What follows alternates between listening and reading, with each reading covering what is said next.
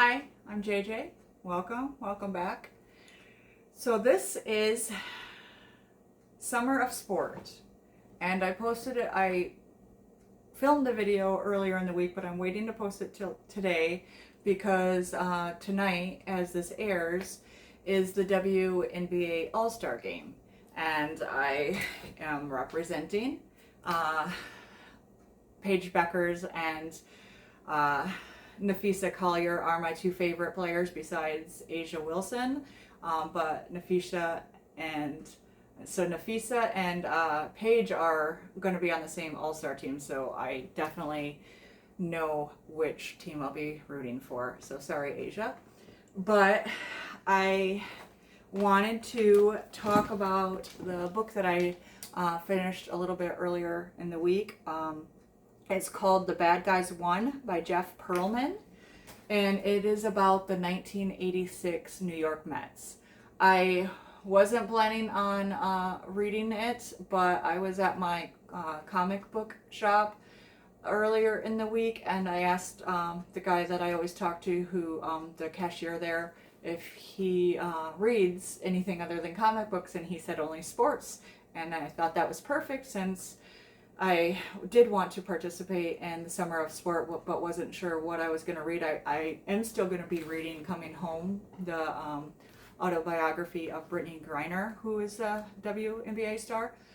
But I have to do my other stuff first, so I haven't had a chance to read it. But then he said that he really enjoyed this book, and I like baseball. And I looked it up when I got home, and it was one of the other ones that's on Audible for free until the end of the month. So I thought I would hurry up and squeeze that in, and that's why I chose to read this one. I would give it about 3.5 stars. I did enjoy it. I guess I was kind of hoping it would be something else, though, since it's about they're winning the World Series in 1986. I thought it would be kind of, yes, it's called The Bad Guys Win, and I knew it was going to be more about the players and their antics off the field. But I was also hoping that there would be almost building the team type of story. How you took a losing team and you built it from scratch, and you made a winning team out of it. I just thought it would be more of that as well, which I think I would have enjoyed more.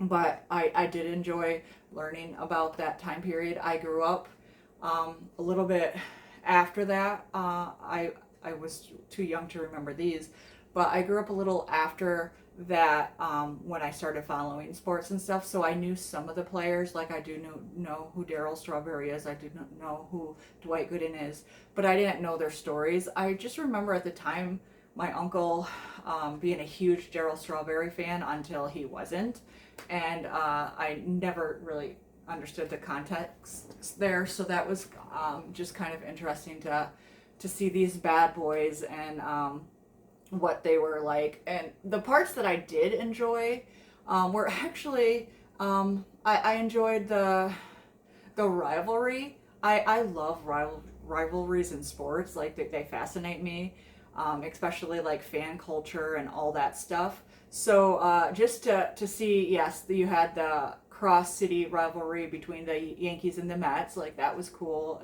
That's a well-known one. But also the rivalry with the Houston Astros and the New York Mets was interesting to read, especially some of the controversial stuff the Mets did while they were down in Houston and stuff. So it was good, just not great. I did want to give a couple of recommendations instead, or just I guess talk about more sports books that I enjoyed, because it's the Summer of Sport. So I think why I was hoping or expecting it to be about building a team was because I read and enjoyed The Score Takes Care of Itself by Bill Walsh, about rebuilding the San Francisco 49ers, a football team. And but he rebuilt it from scratch. He had like a strict players code. That stuff was all fascinating, how he cared about the minute stuff before you even got onto the field. And he also created an entire new offense. Granted, he is famous for what they call the West Coast offense, which is what they ran in San Francisco. But he created it when he was in on the Browns.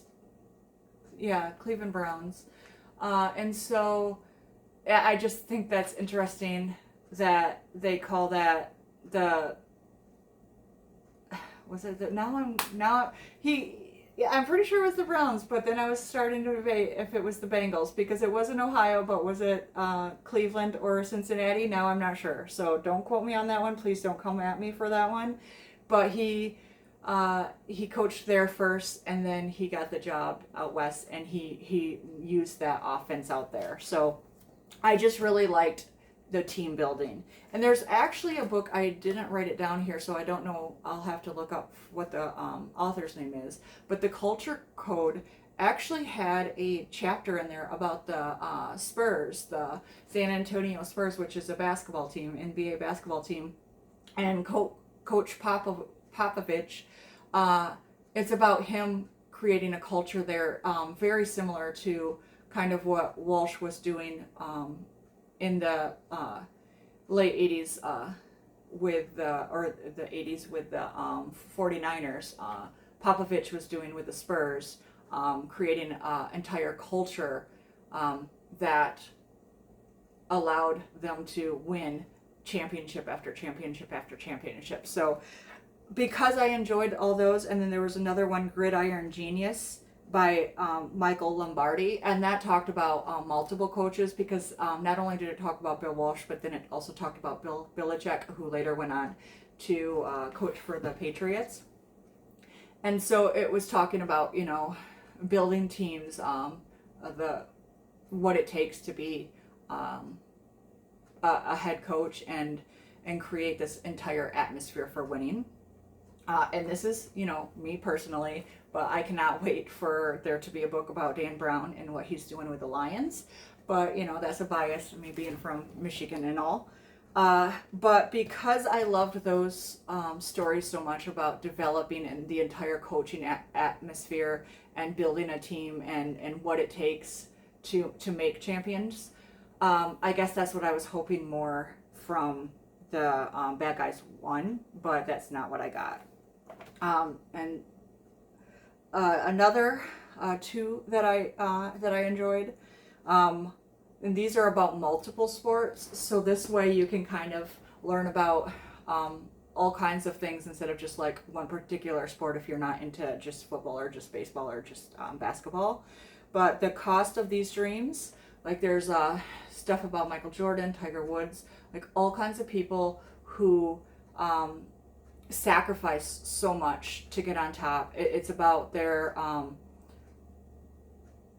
post sports careers and the down that it brought them, not competing anymore, or the downslide that brought them out of their game. Not just these two, but like the people featured in here. It gives really interesting history and biographies of several major athletes and major sports and stuff that I really enjoyed.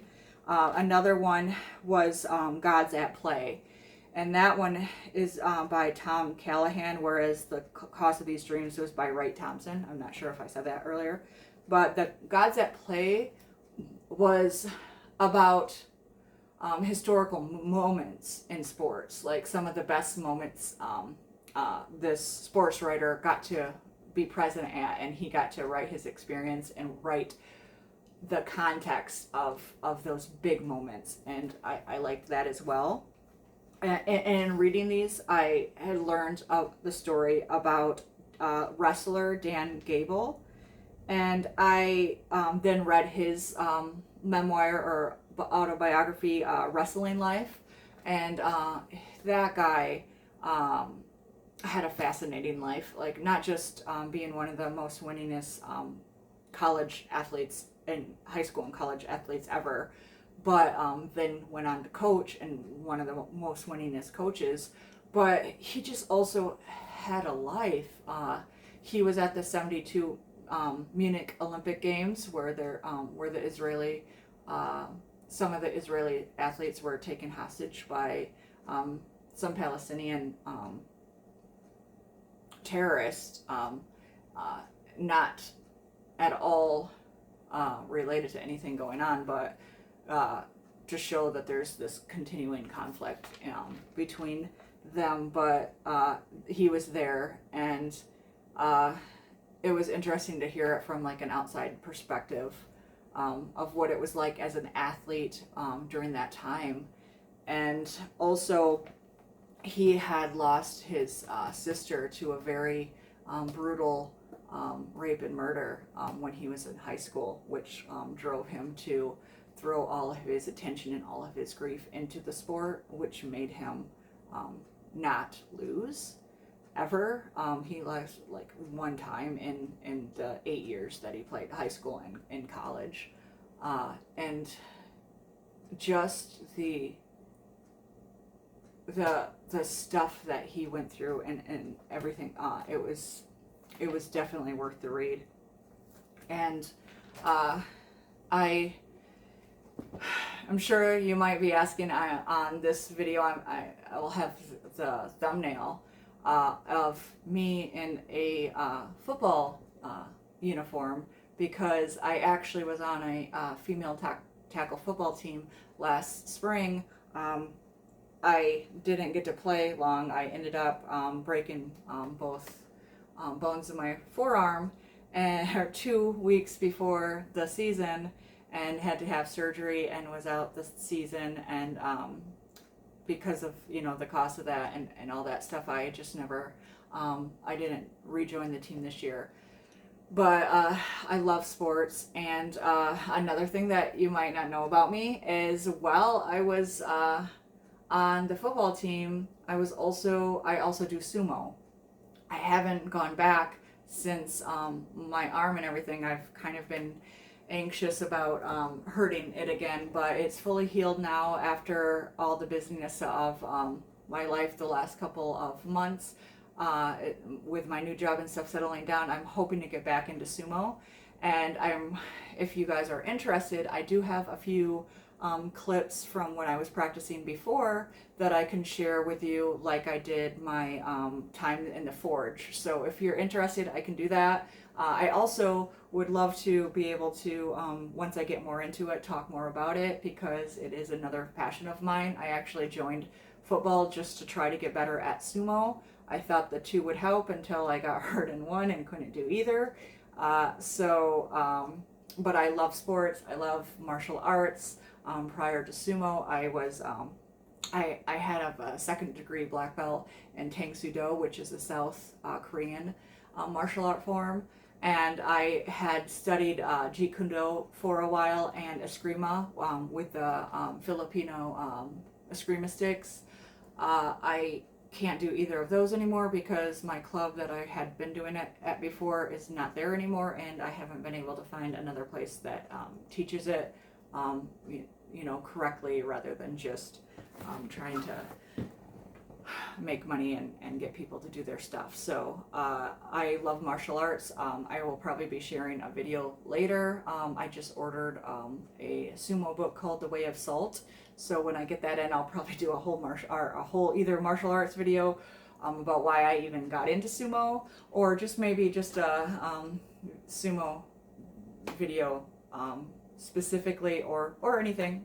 Like I said before, I would like to hear what you guys want to hear more about. I would like to share if you're interested. But I love sports, so I was very happy to be able to participate in the Summer of Sports, and I'm really hoping that at least one of these books catches your interest, and you'll give it a try. Until next video, and until next great book, enjoy.